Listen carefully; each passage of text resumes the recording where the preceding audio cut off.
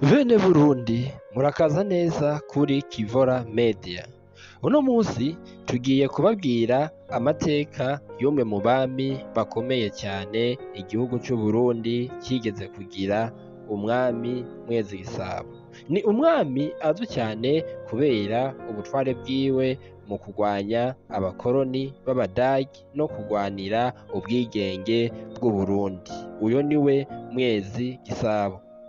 Mwezi-Gisabo yavutse ahagana mu mwaka w'1840. Yari umuhungu w'umwami Ntare wa kane Rugamba. Amaze gukura yarimitswe ku ngoma y'Uburundi ahagana mu mwaka w'1852. Asubirira se. Kuva uwo musi yatanguye kuganza igihugu cari gisanzwe gikomeye kandi kigenga. Muri ico gihe Uburundi bwari buganzwa n'umwami afashijwe n'abatware n'abashingantahe. Mwezi-Gisabo yarakomeje gukingira igihugu ciwe no kugumiza hamwe Abarundi nubwo hariho amatati y'imbere mu gihugu. Ariko mu mpera z'ikinjana ca 19 ibintu vyaciye bihinduka. Abadagi bari bamaze gushika muri Afrika y'ubuseruko bagamije kwigarurira ibihugu vyinshi. Mu mwaka w'1896 batangura kwinjira mu Burundi, ariko siko vyaboroheye. Umwami Mwezi-Gisabo yaranse kunamira abakoroni, aranababuza kwigarurira igihugu ciwe. Mu myaka myinshi Abadagi baragerageje kwinjira mu gihugu, ariko bagahura n'ukwihagararako gukomeye kwa Mwezi-Gisabo n'ingabo ziwe.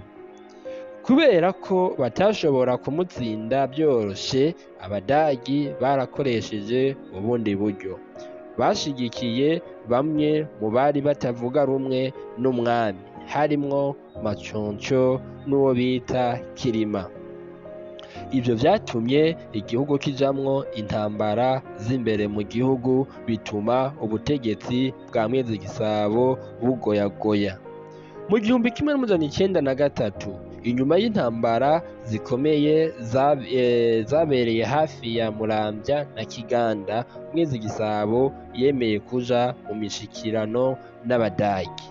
Kuwa 6 Ruheshi 1903 hasinwe amasezerano azwi kw'izina rya Traité de Kiganda. Hari abantu benshi bavuga ko muri ayo masezerano Mwezi-Gisabo yahaye abazungu igihugu, ariko amateka yerekana ko ibintu bitari uko.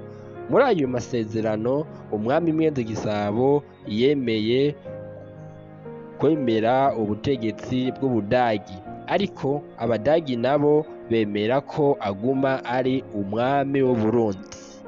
Muri ayo masezerano kandi Mwezi-Gisabo yasabwe kwemera ubukuru bw'Ubudagi, kwemera ko Maconco na Kirima baganza uturere tumwe tumwe, gutanga inka 424 nk'ihadabu, kutazokongera kubuza ibikorwa vy'abamisiyoneri, kworohereza ibikorwa vy'ubutegetsi bw'Abadagi. Naho ayo masezerano yasinwe, amateka menshi y'Abarundi avuga ko Mwezi-Gisabo atigeze yemera gutsindwa mu mutima, abo gukomeza intambara yari isigaye ihitana abantu benshi. Yahisemwo inzira y'imishikirano kugira akingire igihugu n'ubwami. Inyuma y'ayo masezerano yagumye ari umwami, ariko ububasha bwiwe bwari bumaze kugenzurwa n'ubutegetsi bw'Abadagi. Yamaze imyaka mike asigaye ku ngoma, abandanya kugwanira ko ubwami bw'Uburundi budasambuka. Mu mwaka w'1908 umwami Mwezi-Gisabo yarapfuye inyuma y'imyaka irenga 50 aganje Uburundi. Yasubirijwe n'umuhungu wiwe Mutagabakane bita Mbikije. Uno musi imyaka irenga 100 iheze apfuye, Mwezi-Gisabo aracafatwa nk'intwari y'Uburundi. Ni umwe mu bami bibukwa kubera ukwanka kugamburukira abakoroni no kugerageza kubungabunga ubwigenge bw'igihugu ciwe mu bihe vyari bigoye cyane. Mwakoze cyane gukurikira Kivora Media. Nimba mwakunze iki kiganiro mukande kuri like, share na subscribe kugira mukomeze kuronka izindi nkuru n'amateka y'u Burundi. Mwari kumwe na Venusta. Turabonana mu kindi kiganiro. Murakoze cyane.